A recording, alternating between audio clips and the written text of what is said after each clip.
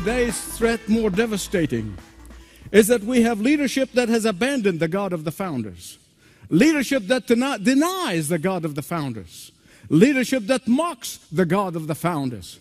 We have leadership that is leading the charge and marching the nation into utter moral darkness, leadership that is ashamed of the Christian heritage of this great country. Yes, indeed. And joining us now is that very man, Dr. Michael Youssef, founder and president of Leading the Way Ministries. You've seen him, you heard him, you see him and hear him. And Doctor, welcome to the show, sir. Thank you, Steve. Appreciate you having me. Well, the new book, which we're putting up on the screen, Jesus, Jihad, and Peace. What does Bible prophecy say about world events today? And I love the way you aren't afraid to tell it like it is. We have a proclaimed and professed Christian, devout Christian in the White House. Yet Christians all over the world are being slaughtered. Churches are being burned. I just saw a story today about 1,000 churches in Nigeria. And this president, when he spoke at the State of the Union, talked about anti-Semitism, LGBT, women, other minorities, quote unquote, but he couldn't get out the word Christians. Yes. And I remember even in the Cairo speech, while he quoted our Holy Quran several times, he put it under his breath, "I'm a Christian," and then moved very fast.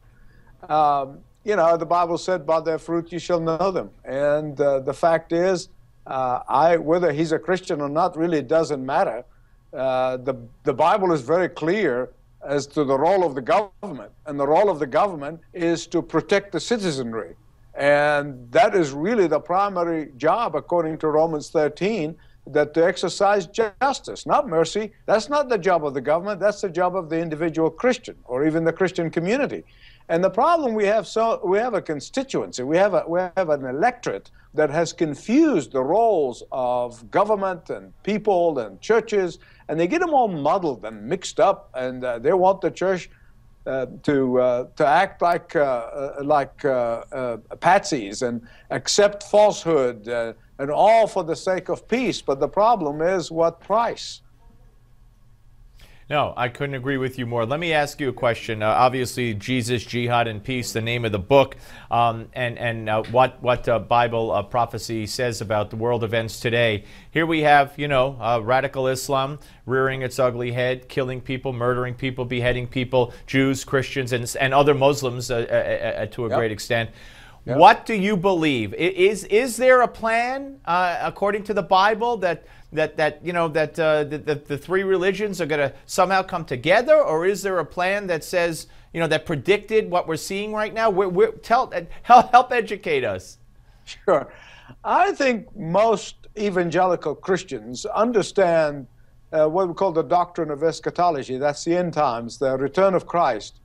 And they also know from the scripture that there is a character known as the Antichrist, referred to as the man of lawlessness, and different titles, but the Bible speaks about that person coming in and trying to charm his way into people's lives, and once he does, he becomes a ruthless dictator dominating the world. And immediately after that, Christ will return, and he will smite him. But the thing that most people don't understand or don't know is that Islam also has a similar doctrine of the Mahdi, that is the guided one, or the Messiah. And while it's slightly different between the Shiite and the Sunnis, they both believe that such person is going to come and is going to rule the world. In Sunni Islam, for example, they will say the Mahdi is going to be Jesus, who's going to come back and declare himself a Muslim, and then he's going to destroy the Jews and the Christians, and he's going to rule the world.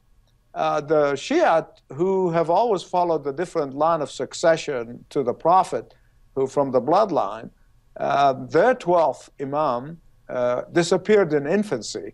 And they said, well, he's just in hiding for all these hundreds of years.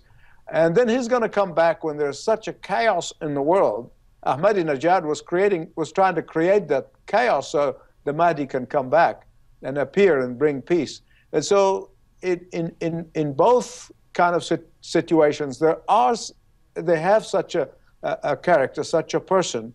They're very similar in many ways to the Antichrist that we believe is going to come and dominate and rule and subjugate the world to himself. People will not be able to buy or sell without his permission.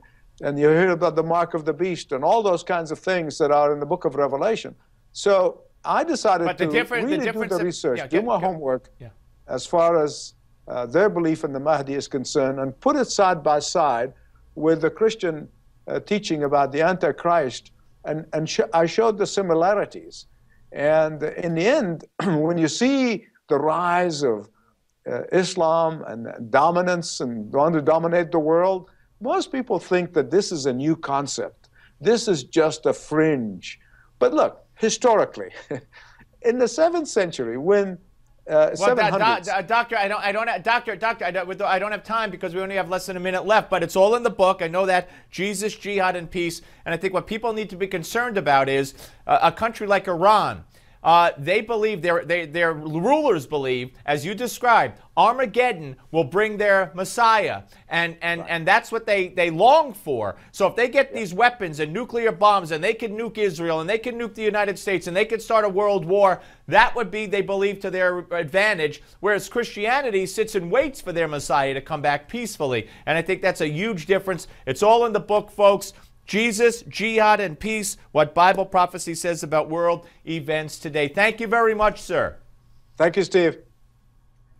All right, we'll be back with more of the Steve Malzberg Show after the break, folks. But first, 600,000 people die of heart disease in the United States every year. Stay tuned now for tips on heart disease prevention with your Max to Health moment coming up now.